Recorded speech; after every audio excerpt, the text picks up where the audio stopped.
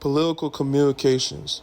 Platforms like Twitter, TikTok, Instagram, Facebook, and YouTube play a major role in amplifying political messaging. Using shared clips, memes, commentary, or personal opinions that reach a broad audience. Viral videos or memes are often powerful because they simplify complex message into digestible and relatable formats. Messages often depend on what the viewers already think. Some people may be happy about the viral moments or videos, while others may criticize it. Parodies and other comic takes on the message make it even stronger. Viral memes and videos. For example, after former President Donald Trump survived his attempted assassination of his life in Butler, Pennsylvania rally, only leaving with his ear grazed and bloody, memes and viral videos about him surviving being shot at like the rapper 50 Cent flooded many social media platforms for weeks after the event. Shows like Saturday Night Live, The Daily Show, or late night hosts like Stephen Colbert or Jimmy Fallon heavily influence how candidates are perceived by the audience and voters. Parodies, impersonations, and jokes often highlight the candidate's quirks or controversies. Interpretation. Humor can be a double-edged sword, reinforcing negative stereotypes or making candidates seem relatable. Sarcastic opinions can sometimes spread further than serious analysis. During the 2024 presidential election in the United States, social media conversations were extremely polarized and emotionally charged. Platforms such as Twitter, X, TikTok, Facebook, and YouTube became a battleground with supporters, detractors, influencers, and bots sharing digital debates.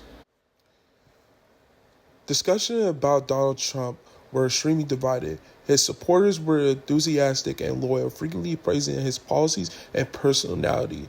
However, opponents like Kamala Harris used fear-based opinions to raise concern about democracy and extremism if Donald Trump becomes president. Conservative influencers and podcasters such as Joe Rogan, Adin Ross, and the Neck Boys played an important role in engaging younger male voters by featuring Trump in their interviews. Progressive activists, comedians, and celebrities use humor and fear-based messaging, framing Trump as extreme and unfit to be president. Viral content often focus on controversial statements or policies. Conversations about Harris range from mixed to critical. Supporters laud her historic candidacy and her progression value, while detractors question her leadership and campaign messaging. Celebrities and influencers, high-profile endorsements from celebrities such as Taylor Swift, increase engagement, encouraging younger voters to participate in voting for Harris. Right-wing media influencers and mainly Trump supporters criticize Harris' performance as a candidate and her performance as if she becomes president. Disinformation and misinformation campaigns. False or misleading narratives broadcasted through social media, website, or campaign rallies can influence belief and voting actions of voters. Stance on the issue. False claims have misrepresented Harris' position on various policies, applying extreme views that do not match her actual track record. For example, Trump's statements stating that she wants an abortion in the 8th and 9th month of pregnancy, that fine with her, right up to birth and even after birth, the execution of babies.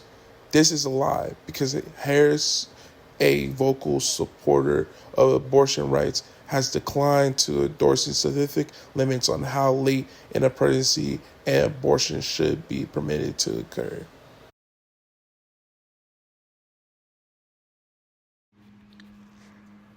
This slide focuses on Kamala Harris's debate and media coverage during the 2024 election. Let's start with the debates.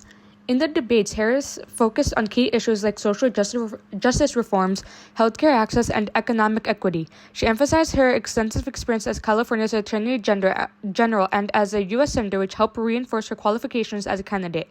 Her approach highlighted her ability to lead on domestic policies, particularly issues impacting marginalized communities. Now, moving to media coverage. The media coverage of Harris's campaign was mixed. While many outlets celebrated her as a historic candidate, being the first Black and South Asian woman to run for president, others critiqued her for playing it safe in her strategies. For example, headlines like the one shown here from Politico reflected some narratives that questioned her ability to break away from the prior administration's policies. These critiques shaped public perception and, in some cases, fueled skepticism among undecided voters. Overall, both the debate and media coverage contributed to the way citizens perceived Harris's candidacy, highlighting her strengths but also amplifying critiques that may have influenced voter opinions. This slide focuses on Kamala Harris's campaign messaging and the narratives that shaped her public image. Her campaign emphasized relatable and progressive messaging that aimed to energize her base and attract voters concerned with equity and justice. Harris's slogan, "For the People," encapsulated her campaign's central theme of equity and justice. Key priorities include addressing corporate price gouging to lower costs for families, advocating for common sense gun safety measures, and promoting systematic change to create opportunities for all Americans. Social media also became a powerful tool for Harris's campaign. Her Instagram posts and tweets amplified policies like banning corporate price gouging and advancing gun safety laws. By focusing on these key issues, Harris's team aimed to create a direct and relatable connection with voters. For example, the post you see here emphasized her commitment to addressing everyday struggles.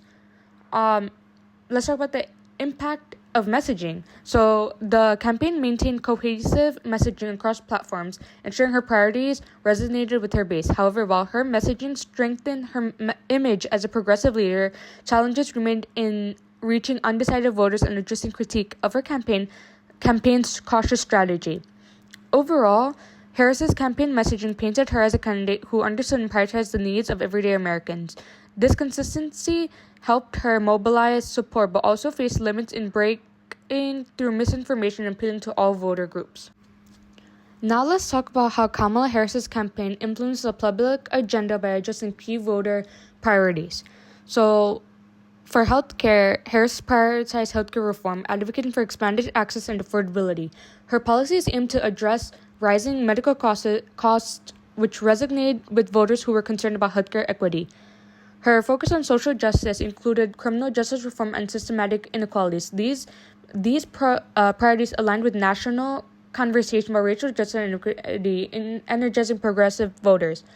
On the economic front, Harris promoted job creation initiatives and measures to ban corporate price gouging. These policies sought to address concerns about inflation and economic insecurity, appealing to working-class families. However, while these priorities resonated with many voters, the campaign faced challenges in appealing to moderate and swing voters who were less aligned with some progressive policies. Okay, so on this slide, we're looking at how missing information shaped perceptions of Kamala Harris during her campaign. First, there was a lot of exaggerated claims about her prosecutorial record, such as accusations of unfair sentencing. Alongside this, false narratives questions her heritage and eligibility for office, which contribute to public distrust. Another key area was the debate fact-checking. For example, Harris's statement, and I quote, "I will not ban fracking," end quote, was heavily scrutinized. Her views had evolved over time, shifting from opposition to fracking in 2019 to later supporting regulated use under the Biden-Harris administration. What's important to note here is that the key information that received less attention, such as her climate policies and legislative achievements, and her detailed economic reform plans. This lack of attention highlights the broader impact of misinformation. It created distrust among certain voter groups and limited public understanding of her more comprehensive policy proposals. Ultimately, this shows how misinformation and misinformation can dominate narratives, overshadow important factors, and affect public perception.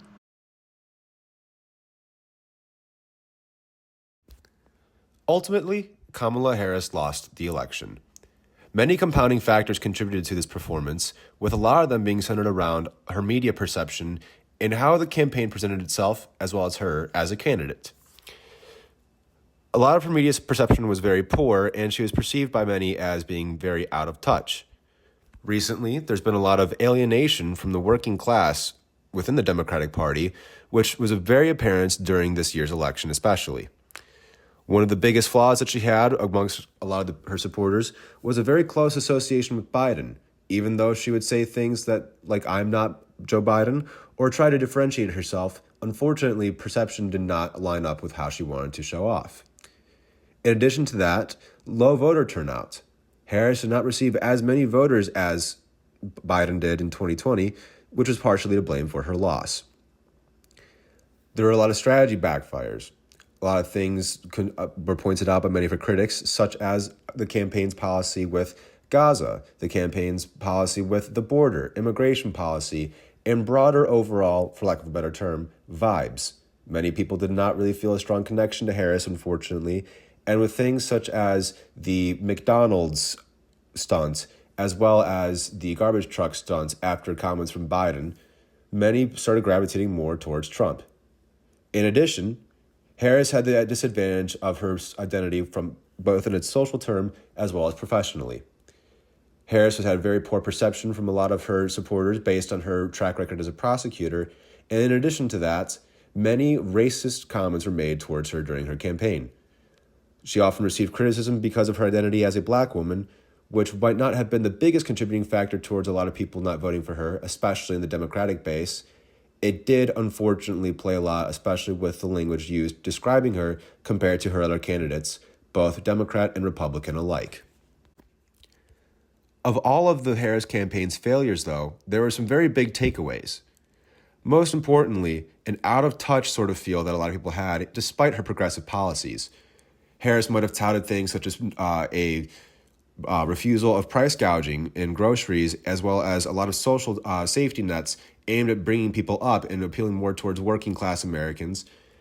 But one thing that was noted about her campaign was a grand touting of celebrity endorsements. One key example, Bruce Springsteen, received a lot of criticism. As mentioned prior, the Democratic Party has been receiving a lot of criticism based around their alienation from the working class. Many voters thought that Harris spent more time showing off an endorsement from a working class hero like the boss rather than the working class itself. In addition, she had a strong association with republicanism. One of the endorsements that she touted, but not celebrity, was endorsement from the Cheney family. It was reported that aides were strong in her campaign, were strongly against touting this endorsement, saying that it would alienate a lot of her Democrat and progressive base. In addition to that, one of her key comments was that a difference that she'd have from Joe Biden was that she would have a Republican in her cabinet. This might have been an appeal to moderate voters and some Republicans to get them to break away from Trump, but the strategy ultimately backfired, as the majority of moderate candidates still voted Republican in this election. There's also criticism from the turnaround from the Biden administration. Many people felt that she was too closely associated to Biden and did not do enough in the right direction to differentiate herself. As I mentioned before, she did tout that she would have a Republican in her cabinet, a key difference from Biden, but it was not a difference in the desired direction.